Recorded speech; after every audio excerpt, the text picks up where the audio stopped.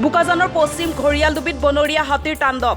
বোকাজান মহকুমাৰ বিভিন্ন স্থানত বনৰীয়া হাতীৰ উপদ্ৰৱত নিদ্ৰাহৰণ হৈছে অঞ্চলবাসীৰ। কেতিয়াবা ঘৰ, কেতিয়াবা দোকান, আকৌ কেতিয়াবা বিদ্যালয়ৰ সামগ্ৰী ভাঙি তহিলং কৰিছে বিভিন্ন সময়ত। বন বিভাগৰ লোকক এই সন্দৰ্ভত অৱগত কৰিব বিচাৰিলেও কোনো ধৰণৰ সহযোগ নিদিয়াৰ গুৰুতৰ অভিযোগ উত্থাপন হৈছে। আজি যোৱা নিশা পশ্চিম ঘৰিয়ালডুবিৰ নিবাসী ৰোহিত কুৰ্মী বাসগৃহত দুটা হাতীয়ে উপদ্ৰৱ চলোৱাৰ লগতে বিভিন্ন সামগ্ৰী হাতীয়ে ভাঙি পেলায়। হাতীৰ আক্ৰমণত কোনোমতে ৰক্ষা পৰে পৰিয়ালকেইটাৰ কেইবাজনো সদস্যৰ।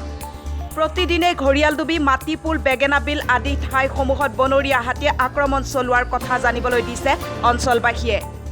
মেলি আৰু ভাঙি মেলি সিহঁতে 9:30-9টামান বাজি ওলাই গ'ল আৰু চব ঘৰকেইটা ভাঙিলে। 4টা ঘৰ ওচৰৰ মুৰ্গৰ ঘৰ ভাঙিছে, এইটো ভাঙি মেলি আৰু গ'ল। কেইটা আহিছিলে হাতী? দুটা আছিলে বোলে, মইতো দেখি পোৱা নাই, ভিতৰত আছিলোঁ আৰু। কেইটামান বজাত ভাঙিছে?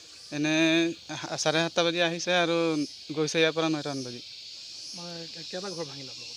আমাৰ ইয়াত 3টা আছে, বাবাৰ এটা 4টা মিলাই, চব মিলাই 4টা। আপোনালোকৰ ফেমিলিত মানুহ কিমান আছিলে? মানুহ আমি 4জনেই আছিলোঁ আৰু বাহঁতি আছিলে 5জন আৰু বাবা, চব মিলাই আৰু 10-11জন। মানে বাবা আহোঁতে, হাতী আহোঁতে ক'ত আপোনাৰ গুচি গ'ল? আমি ঘৰতে আছোঁ, সেই পকা ঘৰটোত সোমাই আছোঁ আৰু এই আকৌ বাবাহঁতি ইয়াৰ পৰা পলাই গ'ল আমাৰ তাতে আৰু সোমাই একেলগত চবেইকেইটা জমা হয়। সদায় আহে নেকি আপোনালোকৰ এইফালে হাতী? সদায় আহে আৰু অহা মেলা কৰিয়ে থাকে আৰু ঘৰ চৰ ভাঙা মেলা। বেছিভাগতো এয়া আৰু বাৰী চাৰী সোমাই কলগছ চলগছ কঁঠাল খায় আৰু ঘৰ চৰ ভাঙি মেলি আৰু ওলাই যায়। আজি আপোনালোকে কি অনিষ্ট কৰিলে? আজি এয়া ঘৰে ভাঙিছে আৰু কঁঠাল খাইছে কৈছে, আৰু খোৱা দোৱাকেইটা চাউল সেইকেইটা চব খাই দিলে। মানুহক কিবা অশান্তি কৰে নাই হাতীয়ে?